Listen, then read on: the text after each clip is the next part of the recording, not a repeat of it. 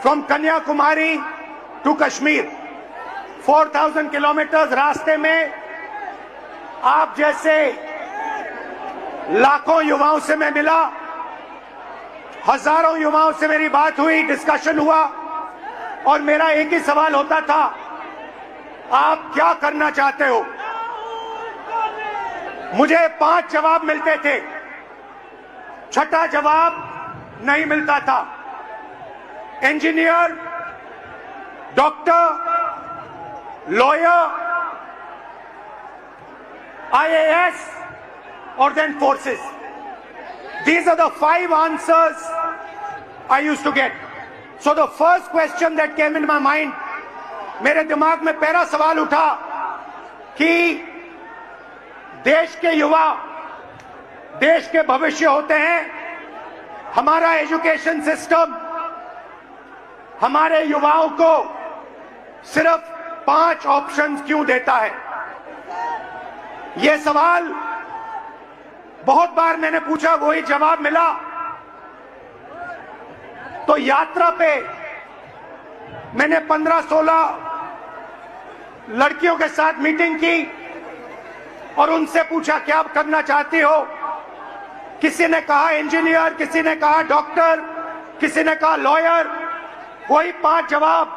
और फिर मैंने उनसे पूछा, मुझे सच बताओ क्या करना चाहती हो? तुम्हारे दिल में क्या है? सच्चाई ये थी कि जो वो करना चाहते थे और ये जो 5 ऑप्शंस थे, इसमें बहुत फर्क था। कोई ऑथर बनना चाहती थी, कोई डांसर बनना चाहती थी, कोई एस्ट्रोनॉट बनना चाहती थी। फिर मैंने एक टेस्ट किया, मैंने उन्हीं लड़कियों से एक सवाल पूछा, आप में से कितनी लड़कियां पायलट बनना चाहती हैं? एक भी लड़की ने हां नहीं कहा। वहां पे चीफ मिनिस्टर का हेलीकॉप्टर था। मैंने हेलीकॉप्टर पायलट से कहा, 5-6 लड़कियों को आप हेलीकॉप्टर में ले जाइए, जॉय राइड कराइए, कॉकपिट दिखाइए।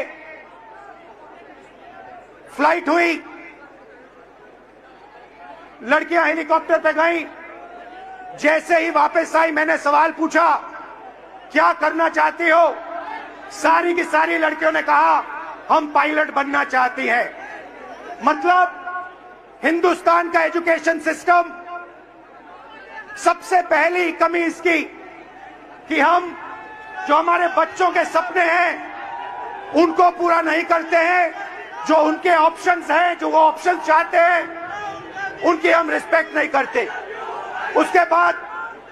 उसके बाद यात्रा के बाद मैंने एजुकेशन सिस्टम के बारे में और थोड़ा सोचना शुरू किया।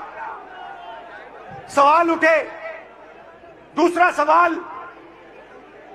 पब्लिक सेक्टर एजुकेशन सिस्टम क्यों खत्म हुआ और प्राइवेट सेक्टर का जो एजुकेशन सिस्टम है ये इतना महंगा क्यों है?